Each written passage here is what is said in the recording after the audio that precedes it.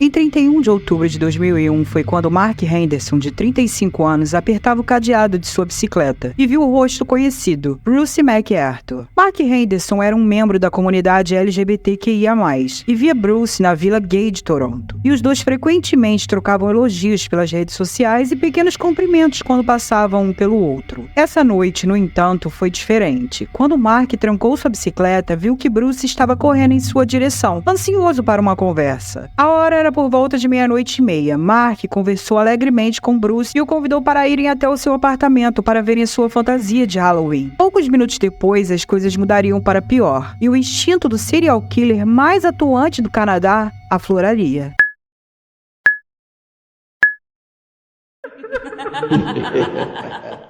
Nas palavras do próprio Mark ao Daily Mail, Mark disse que estava destrancando a porta quando sentiu uma pancada tão rápida que meio que caiu no seu apartamento, e pensou que talvez parte do teto tivesse caído. Ele disse que se virou e se lembrou de ter visto Bruce parecer um homem selvagem, e que não conseguia enfatizar o quanto ficou horrorizado, se sentindo traído ao perceber que Bruce estava tentando matar. Enquanto Bruce atacava Mark, ele tentou desesperadamente se levantar, e ele conta que muitas perguntas passavam por sua cabeça. Por que Bruce estava o atacando? E o que havia feito para provocar tal reação? Mark lutou por sua vida, se esquivando dos socos de Bruce. Em determinado momento, Bruce pegou uma barra de metal e quebrou 2 dedos de Mark, deixando-o gritando de dor. Porém, em um lance de sorte, Mark conseguiu correr até o telefone e discar para a polícia. Por volta de 00:39, os operadores imediatamente enviaram a polícia para o seu apartamento em Toronto, enquanto Mark conseguiu se esconder de Bruce, que estava ainda tentando arrancar o telefone da parede. Quando os policiais chegaram ao apartamento de Mark,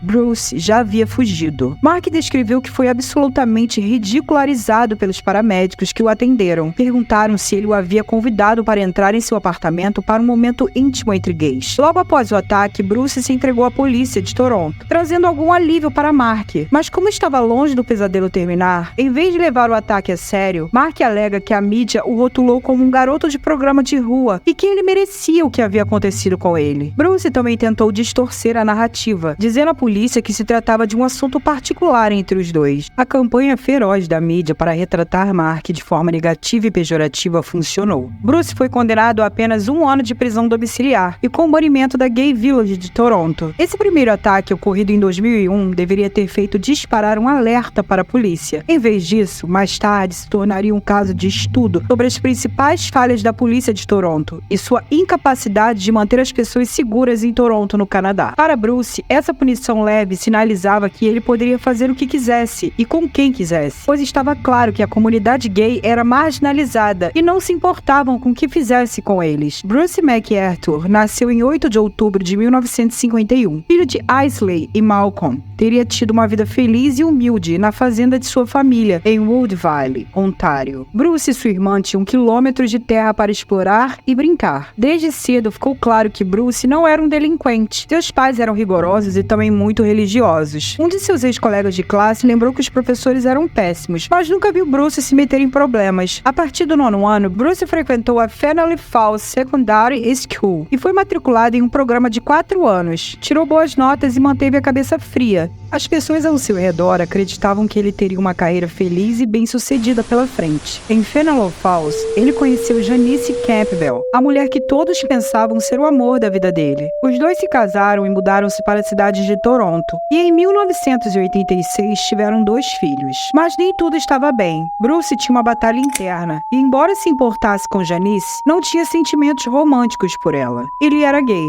Mas dentro de sua comunidade e de sua igreja, ele não se assumiu por anos. Sua vida familiar continuou como sempre até os anos 90. Quando seus pais faleceram, Bruce soltou a bomba. Ele finalmente estava pronto para assumir para sua esposa que ele era gay. O trabalho de Bruce como vendedor o levou a viajar por todo o Canadá. Durante essas viagens, Bruce começou a ter casos e encontros sexuais com homens, confirmando o que ele já sabia no profundo. Bruce e Janice continuaram a viver juntos até que no final dos anos 90, os dois se viram atolados em problemas financeiros depois que Bruce foi demitido de seu emprego. Após a separação de sua esposa, Bruce mudou-se para um apartamento em Toronto, iniciando oficialmente sua nova vida. Como sabemos, em 2001, ele atacou Mark Henderson.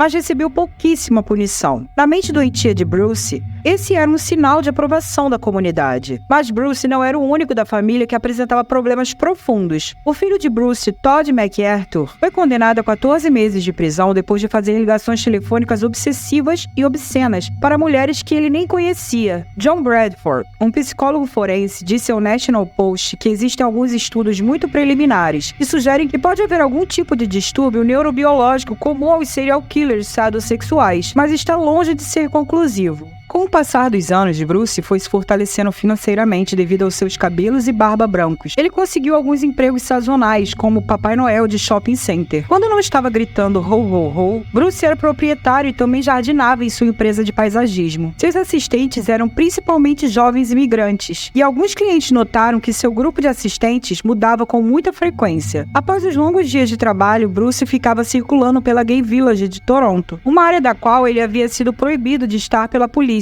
Mas infelizmente não havia como fazer valer a regra, e Bruce era livre para andar por aí como quisesse. Em 2010, membros da comunidade gay de Toronto perceberam que um deles havia desaparecido misteriosamente. Skandaraj Nevaratnam, de 40 anos, originário do Sri Lanka, não entrou mais em contato com sua família ou amigos. Skanda, como era carinhosamente conhecido, foi visto pela última vez no popular bar gay Zippers Bar, em 6 de setembro de 2010. Mas ele não estava sozinho.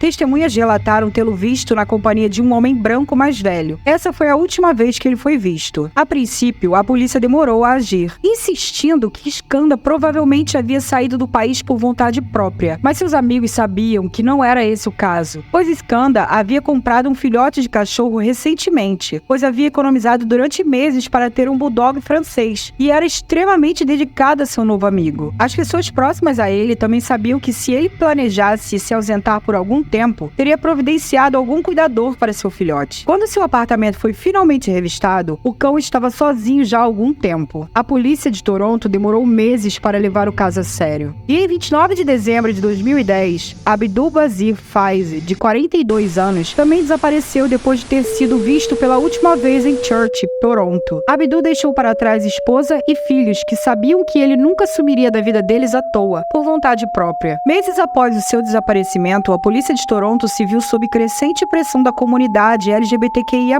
e da comunidade muçulmana para fazer alguma coisa. O carro de Abdul foi encontrado abandonado a quilômetros de distância de onde foi visto pela última vez. 2 anos se passam, e em 14 de outubro de 2012, Mahij Khan, de 58 anos, um imigrante do Afeganistão, desapareceu assim como Skanda. A vida gay de Abdul e de Mahij era um segredo bem guardado de seus familiares e amigos. A polícia agora tinha 3 homens desaparecidos, todos ligados à Vila Gay de Toronto, e era a hora de fazer alguma coisa. A polícia de Toronto montou o Projeto Houston, que dedicou centenas de horas à investigação desses 3 desaparecimentos. De acordo com os relatórios, Bruce MacArthur foi interrogado, pois era conhecido por frequentar muito dos mesmos lugares que os homens haviam frequentado pela última vez. E os policiais descobriram que Skanda e Mahij já haviam trabalhado para Bruce como jardineiros. Mas a polícia de Toronto não conseguiu descobrir nenhuma evidência que ligasse Bruce aos desaparecimentos. E tempos depois, em 2014, a força-tarefa foi desativada, para a tristeza e consternação de toda a comunidade LGBTQIA+.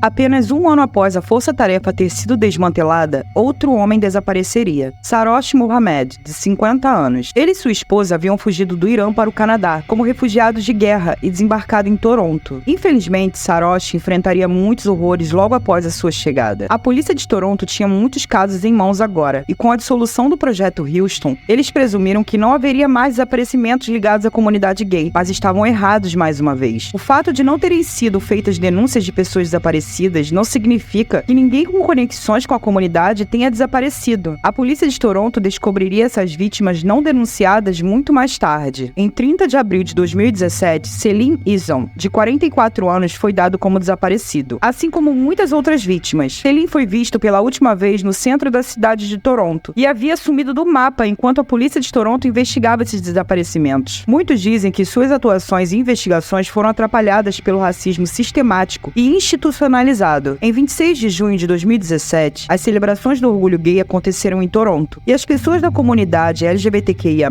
e seus simpatizantes se reuniram nas ruas para comemorar o progresso e as conquistas da comunidade no geral. Entre eles estava Andrew Kisman, de 49 anos, um membro bem estabelecido da comunidade gay de Toronto. 3 dias depois de participar das comemorações do orgulho, Andrew foi dado como desaparecido. Ao receber essa informação, o Departamento de Polícia de Toronto entrou em ação. Andrew era um homem branco, e o desaparecimento de um homem gay branco foi o estopim para a investigação que se seguiu. Muitos criticaram mais tarde a decisão do Departamento de Polícia de Toronto e o fato de que foi o desaparecimento de Andrew Kisman que desencadeou uma investigação séria e completa. Desta vez, a Polícia de Toronto criou o Projeto Prisma, cujo objetivo era desvendar o mistério por trás do desaparecimento de Andrew e de outros homens gays da região. Os investigadores também descobriram que os desaparecimentos do Projeto Houston apresentavam muitas semelhanças com os do Projeto Prisma. Pela primeira vez, o desaparecimento de todos esses homens que foram deixados de lado foi levado a sério, e não demorou muito para que os investigadores obtivessem sua primeira descoberta. Em muitos casos de pessoas desaparecidas, o primeiro passo é examinar a vida pessoal da vítima. E depois de revistar o apartamento de Andrew, descobriram uma pista vital. O nome Bruce estava escrito à mão na agenda de Andrew na página de 26 de junho. A polícia de Toronto já estava familiarizada com esse nome Bruce, e sendo Bruce McArthur, ele já era conhecido por ter agredido um homem em 2001. Os investigadores descobriram mensagens em sites de encontro e de namoro entre Andrew e Bruce, mas apenas algumas semanas depois de começar as investigações, eles descobriram uma pista fundamental no caso. Eles obtiveram as imagens das câmeras de segurança capturadas fora do apartamento de Andrew, entrando em um Dodge Caravan 2004 vermelho, exatamente em 26 de junho de 2017. Os investigadores começaram a pesquisar os registros de todos os Dodge Caravans vermelhos e acabaram encontrando 5 homens chamados Bruce, que possuíam usando um parâmetro específico, o ano do carro, que era de 2004, que era exatamente o Bruce McArthur. A polícia de Toronto pesquisou rapidamente o nome de Bruce McArthur e descobriu que em 2016, uma vítima sobrevivente havia denunciado por asfixia após registrar queixa por violência com provas, e ele foi a última pessoa a ver Andrew vivo. A polícia de Toronto recebeu permissão para apreender seu carro como prova, mas havia um problema: ele não estava em sua casa. Felizmente, os investigadores a encontraram semanas depois em um pátio de ferro velho, em Ontário, no Canadá. Aparentemente, Bruce havia tentado destruir as provas vendendo um veículo. Um exame forense foi realizado, e as manchas de sangue e as amostras de DNA encontradas correspondiam a Andrew Kisman e Celine Eason.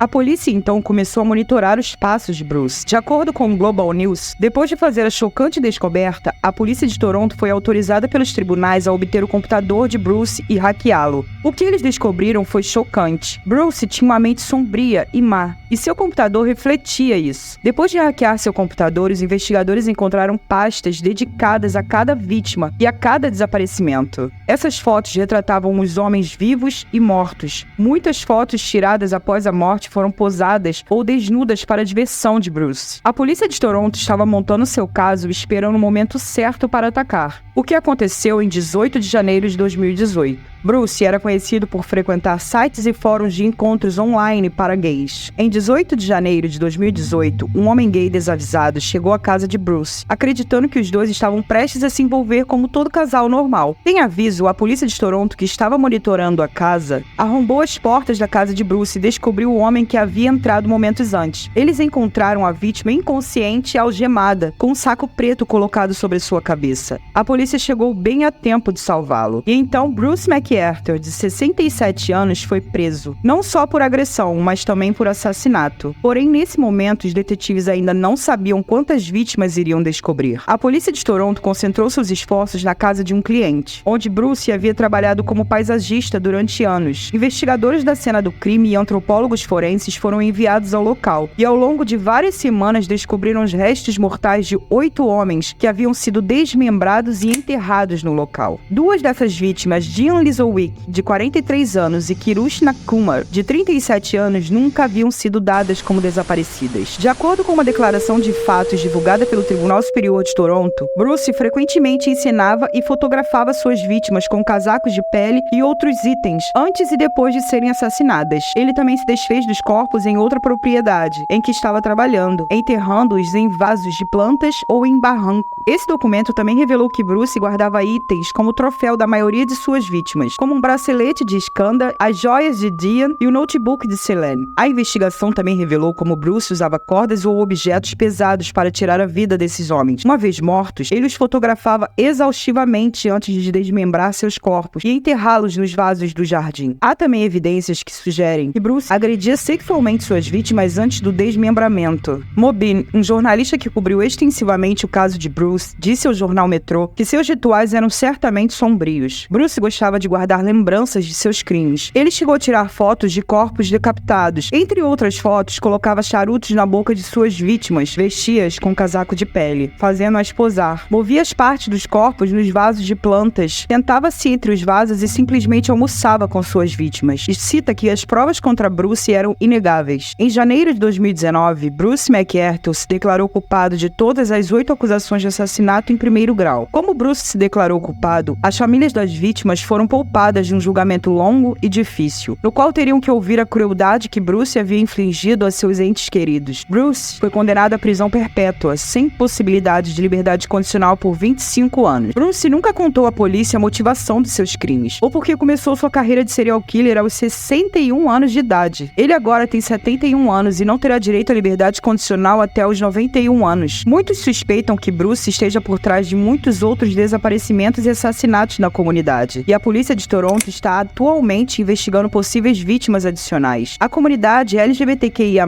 tem se manifestado bastante sobre a má condução do caso Bruce. Gostaria de saber de você que chegou até aqui. Na sua opinião, todas essas mortes só ocorreram porque a polícia de Toronto não levou a sério a comunidade gay ou não? Você acha que pode ter sido um caso de racismo também da polícia, já que a grande maioria das vítimas eram refugiados de outros países? Me conta aí a sua opinião nos comentários, gostaria muito de pensar junto com vocês. Agora, muito obrigada a você que ficou até aqui comigo. Por favor, não esqueça de deixar o seu like e ativar o sininho, isso é muito importante para incentivar o canal. E se você ainda não segue o nosso canal, por favor, nos siga. Trarei sempre novos casos para debatermos aqui. Agora, um abraço, cuidem-se sempre. Eu fui.